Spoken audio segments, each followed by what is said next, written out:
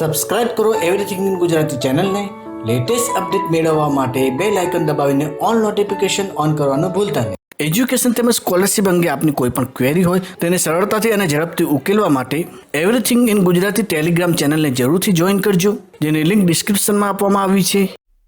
જે પણ વિદ્યાર્થી મિત્રો માર્ચ 2025માં ધોરણ 10 અથવા ધોરણ 12ની ખાનગી વિદ્યાર્થી તરીકે એટલે કે બહારથી પરીક્ષા આપવા ઈચ્છે છે તે વિદ્યાર્થી મિત્રોએ કઈ પ્રક્રિયા કરવાની રહેશે, ક્યાંથી ફોર્મ ભરાવી શકશે, એટલે કઈ સ્કૂલમાંથી ફોર્મ ભરાવી શકશે, કેટલી ઉંમર હોવી જોઈએ, કયું ધોરણ પાસ હોવું જરૂરી છે, તેમજ કેટલી ફી ચૂકવવાની રહેશે, તેમજ તમારે કયા અભ્યાસક્રમની તૈયારી કરવાની છે.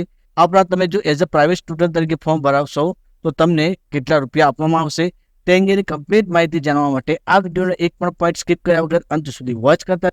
તો આ અંગેની માહિતી મેળવવા માટે આપણે તે અંગેનો પરિપત્ર જોઈએ, જેમાં સૌપ્રથમ તમે અહીંયા જોઈ શકો છો કે કોઈ પણ સરકારી અનુદાનિત કે સ્વનિર્ભર શાળામાં નિયમિત વિદ્યાર્થી તરીકે હાલ નોંધાયેલ ન હોય અને માધ્યમિક કે ઉચ્ચતર માધ્યમિકનો અભ્યાસ કરવા માંગતા હોય તેવા વિદ્યાર્થી, એટલે કે કયા વિદ્યાર્થીઓ પ્રાઇવેટ વિદ્યાર્થી તરીકે પરીક્ષા આપી શકશે, કે જે વિદ્યાર્થીઓ હાલમાં કોઈ પણ શાળામાં એઝ અ રેગ્યુલર વિદ્યાર્થી તરીકે નોંધાયેલ ના હોય તે તમામ વિદ્યાર્થીઓ પ્રાઇવેટ વિદ્યાર્થી તરીકે પરીક્ષા આપી શકશે.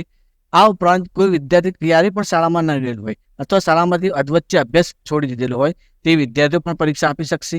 ત્યાર પછી કેટલી ઉંમર હોવી જોઈએ તે અંગેની આપણે માહિતી મેળવી દઈએ. તો જે વિદ્યાર્થી મિત્રો ધોરણ 10ની પરીક્ષા એઝ અ પ્રાઇવેટ સ્ટુડન્ટ તરીકે આપવા ઈચ્છે છે તે વિદ્યાર્થીએ 1 જૂનના રોજ 14 વર્ષ પૂર્ણ કરેલ હોવા જોઈએ. એટલે કે જે વિદ્યાર્થી માર્ચ 2025માં પરીક્ષા આપવાના છે તેના 1 જૂન 2024ના રોજ 14 વર્ષ પૂર્ણ કરેલા હોવા જોઈએ.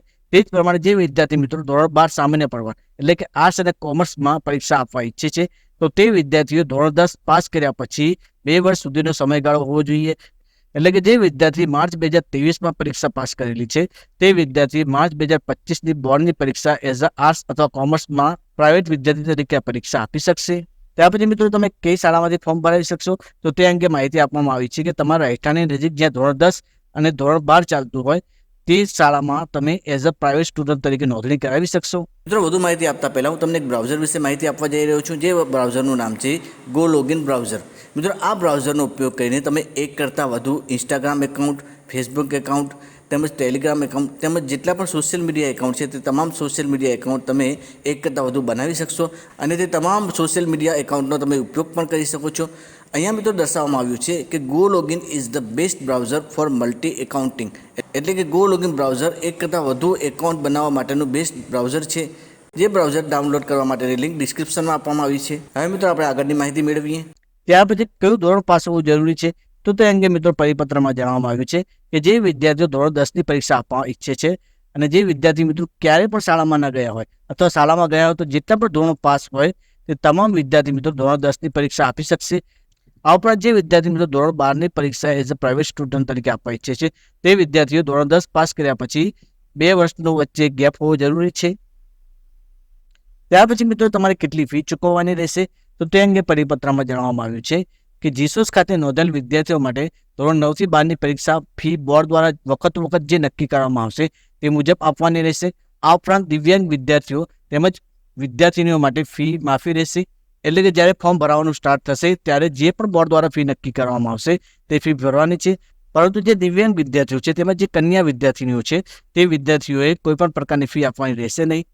ત્યાર પછી તમારે અભ્યાસક્રમ શું રહેશે તો મિત્રો તે અંગે પરિપત્રમાં જણાવવામાં આવ્યું છે કે જીસોસમાં નોંધાયેલ વિદ્યાર્થીઓ માટેનું પ્રશ્નપત્ર પરિરૂપ અને વિષય માળખું ગુજરાત માધ્યમિક અને ઉચ્ચતર માધ્યમિક શિક્ષણ બોર્ડ દ્વારા નિયમિત વિદ્યાર્થીઓ માટે અમલમાં હોય તે મુજબનું રહેશે. એટલે કે જે વિદ્યાર્થીઓ નિયમિત વિદ્યાર્થી તરીકે પરીક્ષા આપશે તે વિદ્યાર્થીઓનો જે અભ્યાસક્રમ હશે તે અભ્યાસક્રમ મુજબ જ તમારે પેપર આપવાનું છે. એટલે કે જે પેપર નિયમિત વિદ્યાર્થીઓને આવશે તે જ પેપર તમારે પણ આપવાનું છે. ત્યાર પછી મિત્રો તમારે કયા કયા ડોક્યુમેન્ટ શાળામાં આપવાના રહેશે તો તેના માટે તમારે એલસી આપવાની છે, આધાર કાર્ડ આપવાનું છે, રેશન કાર્ડ આપવાનું છે. ત્યાર પછી તમે છેલ્લે જે પરીક્ષા પાસ કરેલી છે તે માર્કશીટ આપવાની છે, 2 ફોટા આપવાના છે. ત્યાર પછી તમારે એકરારનામું કરવાનું છે. કયા પ્રકારનું એકરારનામું કરવાનું છે તે ડોક્યુમેન્ટની લિંક ડિસ્ક્રિપ્શનમાં આપવામાં આવી છે, જ્યાંથી તમે ડાઉનલોડ કરીને તે ભરી શકશો. એકરારનામું તમે સ્ક્રીન પર જોઈ શકો છો. જે એકરારનામું વર્ષ 2023-24નું છે, પરંતુ વર્ષ 24-25 માટે પણ આ જ એકરારનામું લાગુ પડશે. જે એકરારનામું તમારે ભરીને શાળામાં આપવાનું છે.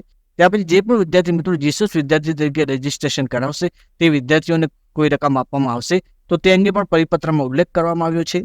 મિત્રો અહીંયા તમે સૂચનામાં જોઈ શકો છો કે દરખાસ્ત કરી જિલ્લા અને કોર્પોરેશનમાંથી ઓપન સ્કૂલિંગ દ્વારા શિક્ષણ માટે NIOS/GSOS અંતર્ગત પરીક્ષા આપવા માટે રજીસ્ટ્રેશન થયેલ તમામ વિદ્યાર્થીઓના ખાતામાં ડીબીટી દ્વારા વિદ્યાર્થી દીઠ 2000 પ્રમાણે જિલ્લા કોર્પોરેશન દ્વારા જમા કરવા માટેની યાદી નીચે મુજબ છે.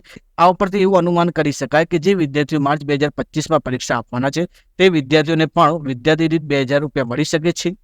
જો મિત્રો અંગ્રેજી બોલવા માટે મૂળભૂત પાયા સમાપ્ત તમામ ટેસ્ટથી સરળ ભાષામાં શીખવા હોય તો તે તમામ વિડીયો એઝ અ પ્લેલિસ્ટ સ્વરૂપે તમે સ્ક્રીન પર જોઈ શકો છો. તે જ પ્રમાણે ડિજિટલ ગુજરાત સ્કોલરશિપ પોર્ટલ પર કઈ રીતે ફોર્મ ભરવું, કયા કયા ડોક્યુમેન્ટની જરૂર પડશે તેમજ તે અંગેના અન્ય ઉપયોગી વિડીયો એઝ અ પ્લેલિસ્ટ સ્વરૂપે તમે સ્ક્રીન પર જોઈ શકો છો. તેમજ એસએસસી અને એચએસસીના વિદ્યાર્થીઓ માટે પણ ખૂબ જ ઉપયોગી એવા વિડીયોની પ્લેલિસ્ટ તેમજ કમ્પ્યુટર અને આઈટીઆઈને લગતા વિડીયોની પ્લેલિસ્ટ પણ ડિસ્ક્રિપ્શનમાં આપવામાં આવી છે.